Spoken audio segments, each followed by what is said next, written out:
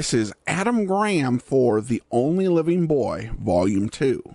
The Jungle Book meets the island of Dr. Moreau in the second volume, The Only Living Boy, Beyond Sea and Sky, on sale now from award-winning authors David Gallagher and Steve Ellis.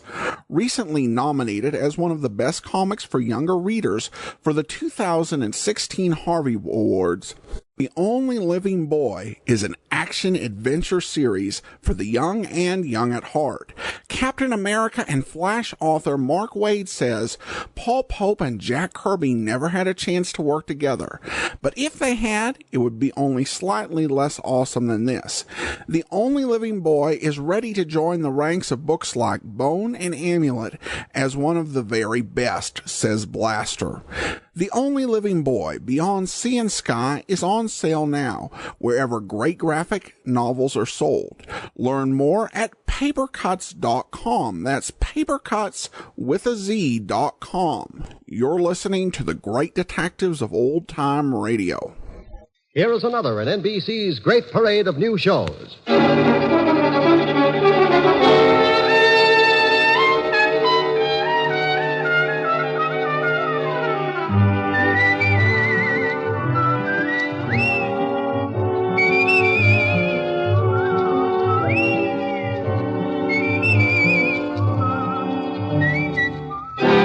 Now, Dick Powell as Richard Diamond, private detective.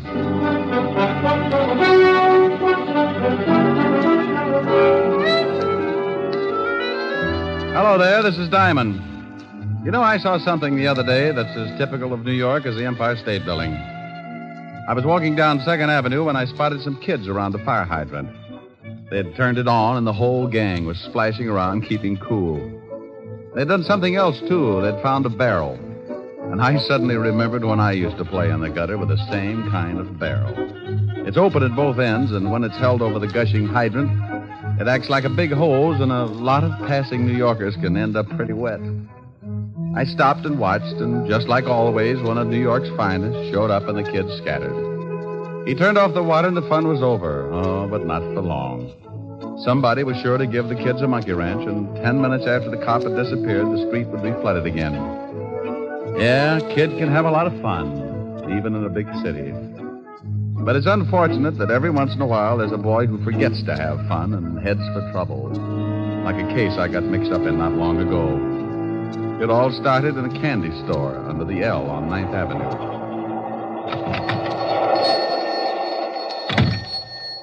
I'm just closing up, boys. We want to talk to you, Pop. I told you I was closing up. Come back tomorrow and we can talk then. Eddie said he wanted to talk to you, Pop. You better listen. What is this? You kids get out of my store.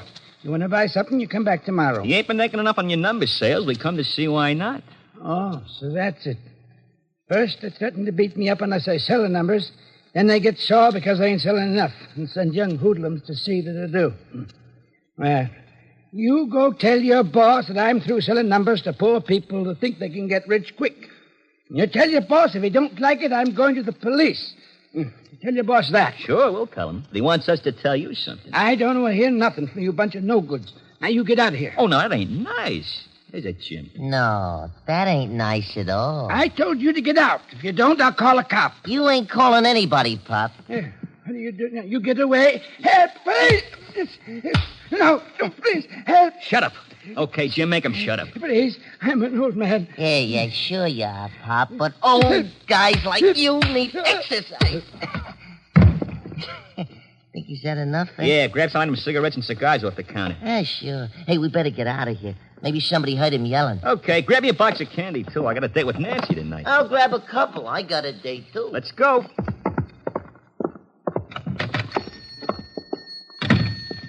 Down this alley. Yeah. Okay, slow it down. Let's get over to 27th Street. Okay. Come on, Mr. Parrish wants to see us. Right. Hey, Ed. Yeah? You going to see your brother today? Yeah. How's he doing? He's doing all right. Ain't he scared or nothing? What's the matter, Eddie? Oh, hey, what did I say, huh? I told you once not to say nothing about my brother. I was just asking. I didn't say nothing, hey? You asked if he was scared, didn't you? Okay. Well, he ain't scared. He's a big shot. He wasn't scared of the guy knocked off by the cops or nothing else, see? Not even a hot seat. Hey, that's the cop. Spotted us. Come on.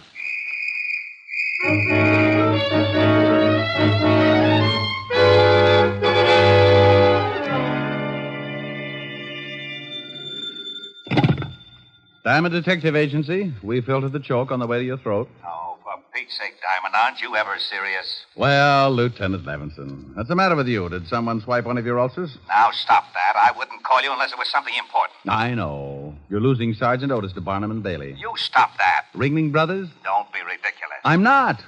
What other sideshow could boast a pointed head with a gray suede face? Diamond, I have an important message for you, so for the sake of my sour stomach, act like a normal human being for 5 minutes. It's sure to be a strain, but go ahead. Bill Garrett wants to see you. Bill Garrett? Yes.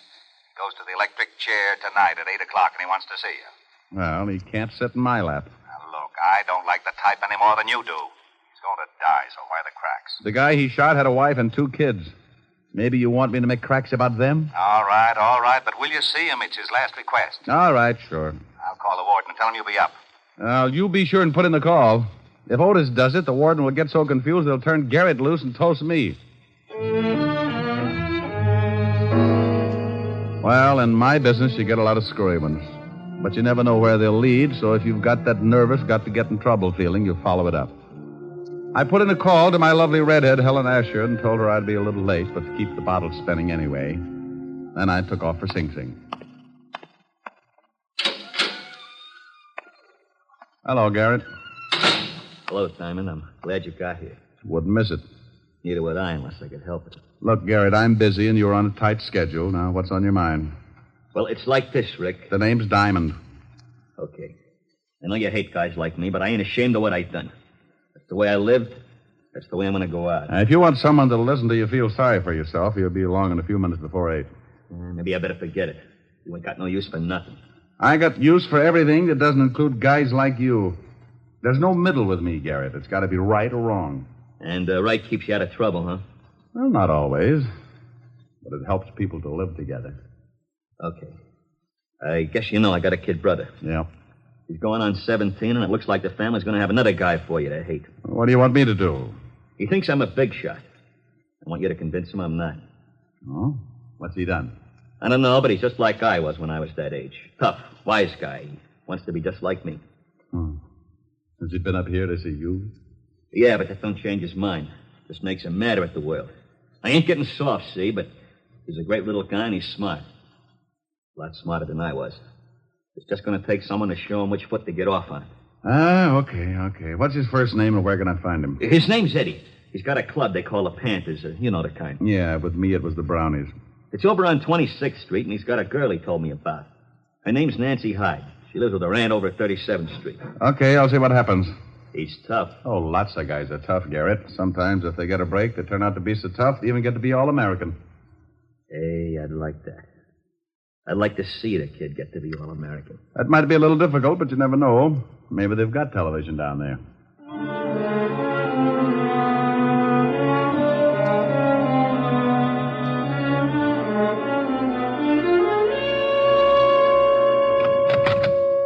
The kid's around here, boss. Okay, tell him to come in. Okay, Eddie, go on in. Thanks, muscle man. Hiya, Mr. Parrish. Hello, Eddie. We took care of old man Thompson like you said. Good. You, beat him up bad? Bad enough. Yeah, we really waked him over. We got Shut some up, stuff... I'll do the talking. What do you think's running this mob anyway? Okay. Get a load of that, Bart. We got a big shot. Yeah. You run your bunch pretty good, don't you, Eddie? I run the whole club. The Panthers got 23 members now. You hear that, Bart? 23 members, and Eddie's the big boss. I like that. I like you, Eddie. You and me and the 23 Panthers is going to go a long way. Well, that's something I wanted to talk to you about, Mr. Parrish. We're getting awful tired of just beating up guys. We want to start doing something big, like knocking over gas stations or something. So you want to start doing something big, huh? Like knocking over gas stations, huh? Yeah. Well, you got a lot to learn, Eddie. Oh, I've been doing all right, ain't I? Well, you're going to do a lot better. How would you and the Panthers like to start making some really big cash? Hey, we'd like that. Shut up. Well, what does the boss say? The boss says great. What do we do? It's a cinch. Bart, go out in front and see that we ain't disturbed. Yeah, sure thing, boss. Bart carries a gun, don't he, Mr. Parrish? Yeah, Eddie. He carries a big one. I'm going to carry one someday. Sure you are. You're going to be a big shot. But you got to learn first. You got to start from the bottom to be a big shot. Now, here's the pitch. You get your gang together and explain that...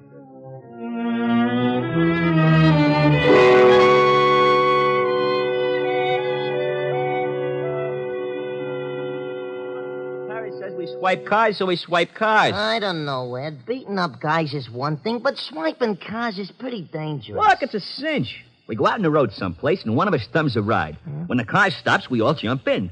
Later on, we knock the guy over the skull and take the car. Oh, stealing cars is a tough rap. If you get caught, but we don't get caught, see? If we catch a stoop out on the road someplace, it'll take him a long time to get to a phone. We drive the car to Mr. Parrish's warehouse and collect $50. Easy. I don't know. You better know. You're in the gang, and that means you're in on it whether you like it or not. Okay, Ed. You're the boss. Okay. We pull the first job tonight. I thought you had a date with Nancy. Oh, I got a date. I can break it. She does what I tell her. Yeah, but... Hey, what do you want? Yeah. This is a private club. I'm, looking for Eddie Garrett. Who wants him? Nobody for a present, but I'm still looking for him. Well, beat it. You smell like a cop. You got a good nose. That's pretty close. Hey, just some... Shut up. We ain't seen any. Yeah, that's right. We ain't seen him. Okay, but if you do, tell him I got a message from his brother. From his brother? Yeah. Tell him that if you see him. Oh, wait a minute. I'm Eddie Garrett. Good for you. Proud of it? Oh, you're a wise guy, ain't you? I'll tell you later. Your brother says he thinks you're in trouble, are you? Trouble? That's a hot one. What made him think that? He runs around with it. He says you think you're a big shot. Maybe I do. Then you're in trouble, Sonny. Oh, what are you talking to this guy for, Eddie? He talks crazy. Why don't we throw the bum out? How are you going to do it? Grow 12 feet? Oh, you're a pretty wise guy, you are. You wouldn't act so wise on the other end of a shiv. Shut up, Jim. Come on, get out of here. What about this wise guy, Ed? You want to be left alone with him? Yeah. Okay, but I'd still like to work this wise guy over. Hey, what's the idea? You tripped me. Ed, you see that? That wise guy tripped me. You're pretty clumsy, Sonny. Now beat it. No, why you hate him? Beat it. You're lucky you didn't pull that knife, Jim. You'd look pretty silly with a broken arm. Yeah? Okay, wise guy. I'll see you again. Now tell me what you want, and then you get out of here, too. Nice clubhouse you got. It's all right. It's 6 o'clock. So it's 6 o'clock. Doesn't it bother you? 2 more hours and your brother dies. So what? So he doesn't want you to end up the same way. Don't you worry about me, mister. Your brother's worried about you. He wants me to help you. How about it? I don't need no help. You're a copper. It's guys like you that sent my brother to the chair. I'm not a cop, Eddie, but I used to be. You ain't a cop? No, but if I was just a plumber and I had the chance to put your brother away for a killing, I'd do it. Yeah, I thought so. You look like the type. You're still a copper and you're no good. Now go on, get out of here. I don't need no help from a lousy copper. I don't need no help from anybody. Hey, Eddie, didn't know you was entertaining. This guy's just going. Come on in, boy. Let's go, Eddie. What do you mean, let's go? I want to talk to you. We'll go up to my place. I ain't going nowhere with a lousy copper. Copper? Yeah, he's been in here preaching to me. Better leave, Flatfoot. Come on, Eddie. No, I ain't going nowhere. You heard what the kid said. Now, look. Yeah? Well. Guns and everything. Like it? Goes bang, bang. Hey, wait a minute, Bart. I don't want no killing. Oh, don't worry, Eddie. I'm just going to put the Flatfoot to sleep. Oh. Hey, you slugged him with the gun. Mr. Parrish wants to see you about tonight. Huh? Okay. He ain't dead, is he? No. I just tapped him a little one. Come on.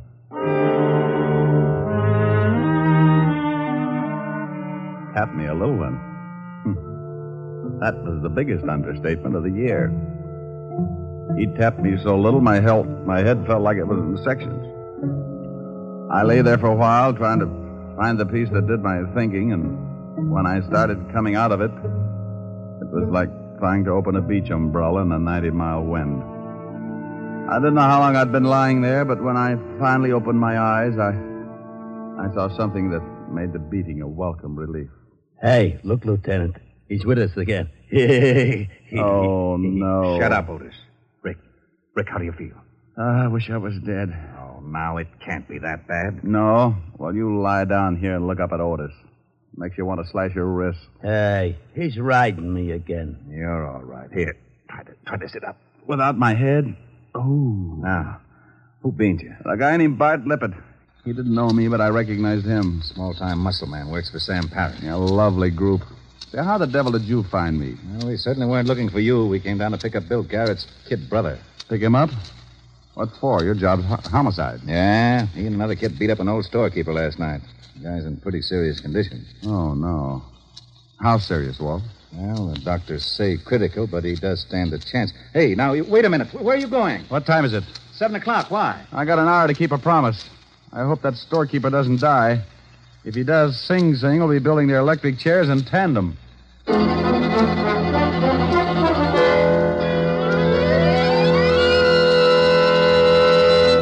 In just a moment, we will return to Richard Diamond, Private Detective, starring Dick Powell. But first, traffic accidents claim a victim on the average of more than one a minute, all day, every day in the year. The difficulty is that people continue to think of the horror of accidents as always happening to someone else. It never occurs to us that we may be killed dashing out to lunch tomorrow. The National Safety Council reports that in almost every motor vehicle accident, there is one or more violations of the law. Speed, drink, and carelessness being the worst offenders. Every motorist and pedestrian is urged to support actively the safety movement in his own community. Be careful. The life you save may be your own. And now back to Dick Powell as Richard Diamond, Private Detective.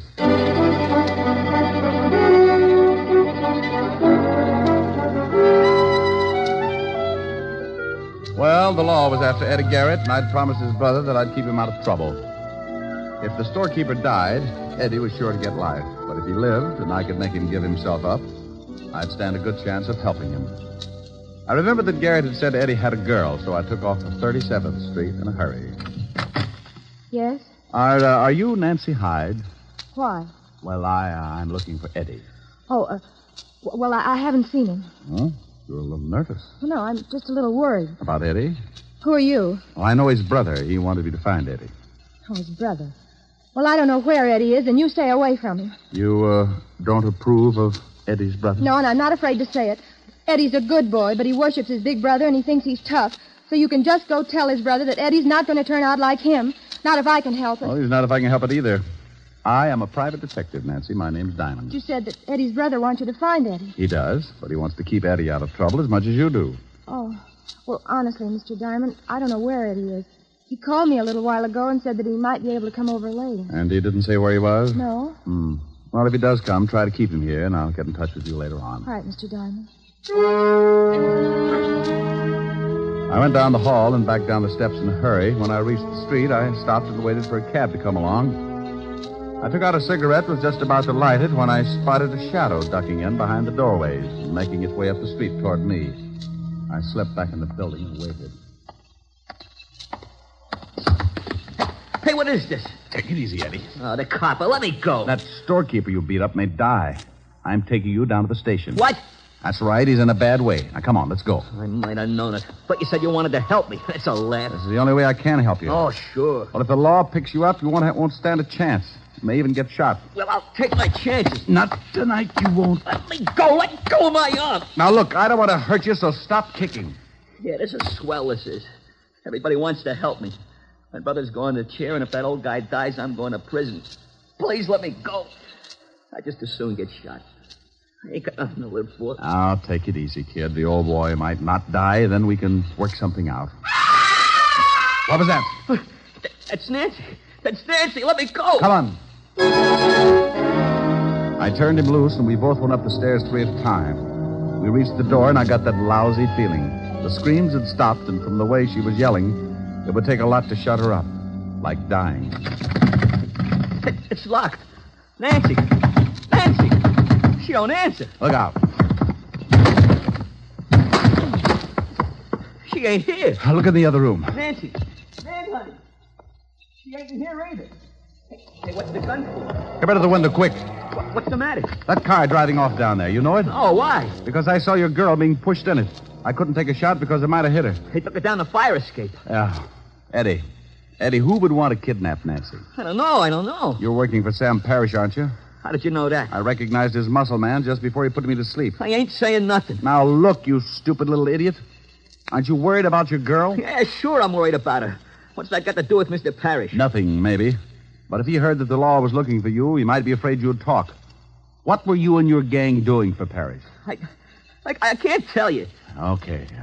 Then you're on your own. If the girl gets killed, they'll let you cry about it for the rest of your life and sing. I'm through trying to help you, Eddie. You're too far gone. You're no good. Wait a minute, Mr. Diamond, please. I'll tell you, I don't want Nancy hurt. Please, I don't know what to do. Well, first, try to take it easy, and then tell me what you were doing for Sam Parrish. Well, we used to beat up guys that wouldn't sell enough numbers. Mr. Parrish controls a lot of the numbers racket. We were supposed to start swiping cars. He was going to pay us $50 a car. Oh, call him. Call him? Yeah. Here's the phone. But for Pete's sake, don't let on that you know anything's up. Okay. I want you to tell him that you've decided to give yourself up. Okay. If he's got Nancy, I'll kill him. You just be sure and tell him that you're going to give yourself up. He'll tip you whether he's got Nancy or not. Yeah. Mr. Parrish? Eddie, is that you? Yeah. Oh, good. Me and Bart have been looking all over town for you. The cops are after you. I know. I'm going to give myself up. You what? Yeah, it's better this way. They might go easier on me if I do. Look, kid, you got to stop talking like that. You're going to be a big shot. You can't go turning yourself into the law. No, I'm going to do it. You come down here and talk to me first. Where are you? It's no good, Mr. Parrish. I'm leaving for the station right now. Eddie? Yeah? You ain't going nowhere unless you want to see your girlfriend scooped out of the East River. You have got her. Sure, I got her. So you get on down here. I just left her and she don't look so happy. She's with Bart, and you know Bart. Well, you're dirty, no Look, good Buck. greaseball. You get out of my office in 20 minutes or I'll call Bart and the little girl dies. Now get down here. Hello. He's got her, Mr. Diamond. I got to get down there or he'll kill her. Where's his office? He don't have Nancy there. He told me she was with Bart. I got to go. You do, and he'll kill you. Then he'll do the same with the girl. You can't take the chance. What are we going to do? I only got 20 minutes. Does Parrish have another office or a hideout? No. Wait a minute. Yes, he does. Sure, the warehouse. He told me about it this afternoon. We were supposed to take our stolen cars there. Okay. I'll call Lieutenant Levinson and tell him to meet us there. You think that's where they got Nancy? I hope so. 20 minutes isn't much time. I put in a call to Walt and briefed him in a hurry. Then Eddie and I took off for the warehouse. It was at the foot of 14th Street, and by the time we got there, we had only 10 minutes left. The building was as dark as a foggy grave and locked tight. We found a window in the basement and finally jimmied our way in. You all right, Eddie? Yeah, but I can't see nothing. Come on. That looks like some stairs. Maybe we guessed wrong. Hey, what was that? I don't know, but there was a jockey on it. Come on.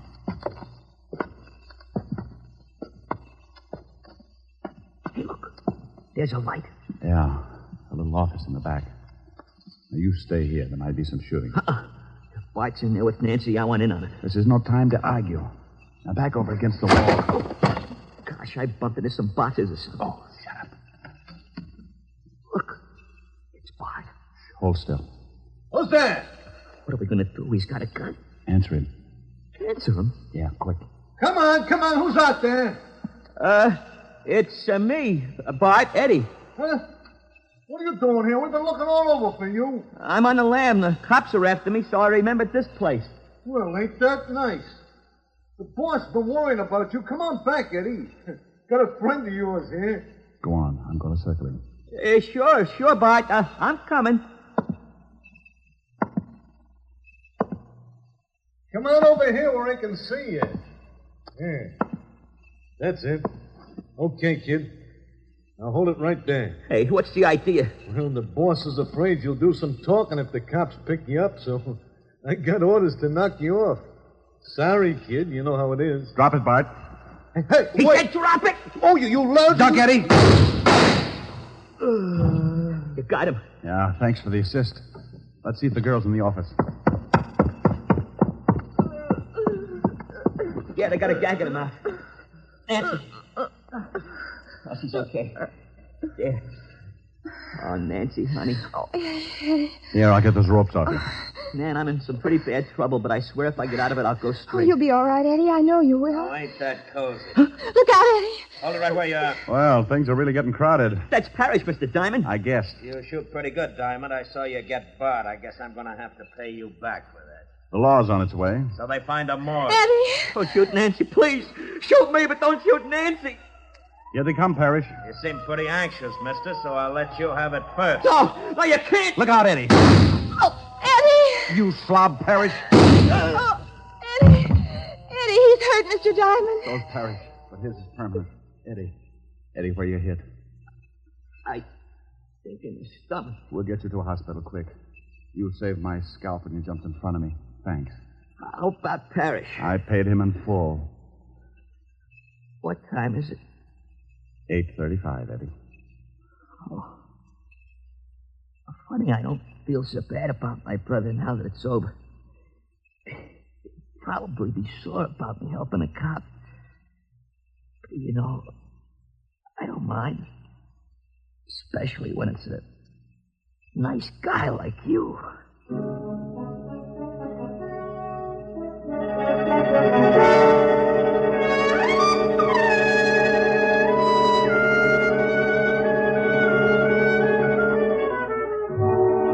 Well, Walt busted in. They got Eddie to the hospital.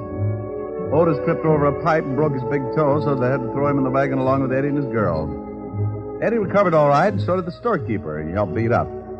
The kids all got 2 years, sentence suspended, because my lovely redhead, Helen Asher, convinced the judge that the boys would become much better citizens if they worked out their 2 years on her farm upstate, milking the cows. Before Eddie left for the farm, Helen had him over to the house, and he brought his girlfriend. Well, we gotta be going, Mr. Diamond. I gotta catch a train. Thanks for the swell dinner, Miss Asher. It was my pleasure, Eddie. It was wonderful. Oh, Mr. Diamond. Yes, Nancy? Miss Asher was telling me that you sing. Oh, Miss Asher is sometimes afflicted with an extreme case of blabitis. Rick. Hey, I'd like to hear you sing something before I take off. Would you, Mr. Diamond? Certainly he would. Do you want it after I tear out your pretty tongue with the lungs, or before, you dear, sweet little girl? Now, you mustn't talk that way in front of guests, Rick. They'll think we're married. Oh, he's not as tough as he sounds. Now, come on, Mr. Diamond, give. Yeah, I'll give you a hit in the head. Helen, after Eddie hears me, he may realize that crime does pay. It's on your pretty head. Just sing. Stop making like a prima donna. What do you want to hear? Oh, something romantic. Oh, bless your little pointed head. You kids go sit on the sofa. Okay. Come on. Where are you now that I need you? Now that I want you so badly, I cry. What's the new one? Where are you? Where did fate lead you? Funny how I dreamed you'd still be standing by. Pretty one. I had you at my beck and call. I called you any time at all. I guess I took you too much for granted. I never thought I'd lie, awake and sigh. Where are you now that I need you? Now that I love you so madly, I could die. Oh, how was that, kids? Rick, look. Well, how do you like that? They're stealing our stuff.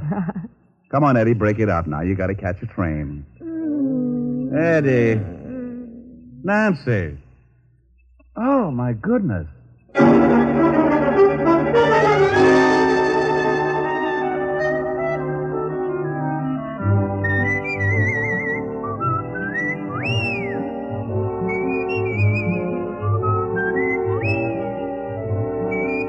You have just heard Richard Diamond, Private Detective, starring Dick Powell. Helen was played by Virginia Gregg, Lieutenant Levinson by Ed Begley. Also in our cast were Wilms Herbert, Sheldon Leonard, William Tracy, Mary Shipp, Sidney Miller, and Bill Conrad. Music was under the direction of Frank Worth.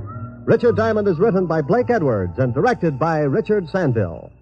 And now, Dick Powell. Friends, I want to remind you of the wonderful group of programs NBC has on tap for tomorrow afternoon and evening.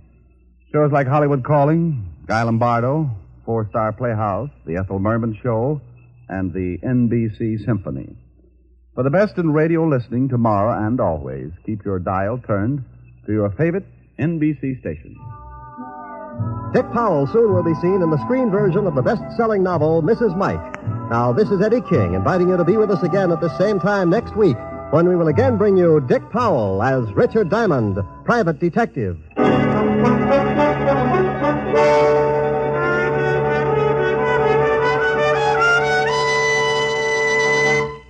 This program has come to you from Hollywood. This is NBC, the national broadcasting company. This is Adam Graham for The Only Living Boy, Volume 2.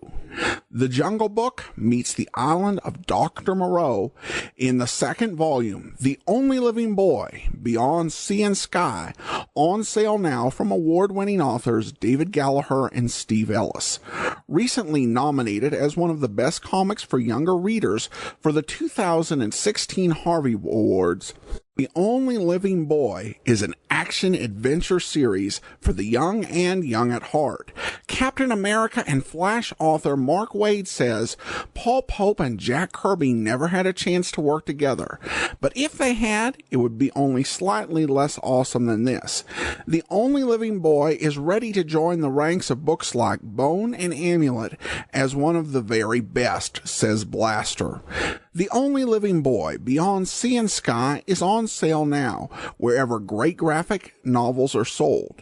Learn more at papercuts.com. That's papercuts with a Z.com. You're listening to the great detectives of old-time radio. Welcome back. I actually have to say this is one of my favorite episodes of Richard Diamond that I've heard. And I haven't heard all of them. Of course, there is that focus on juvenile delinquency, which was such a big thing after the war. And I thought it had a very interesting dramatic core, particularly with the older brother calling on Diamond despite having some obvious issues with him. And it has Diamond taking on this role in Eddie's life with a lot of reluctance. And so I think this is a lot more dramatically deep than we typically get on Richard Diamond, though we still have some funny parts. And I do love to see Diamond, throwing his weight around. So this was a very well-paced and enjoyable piece. All right, well, that will do it for today.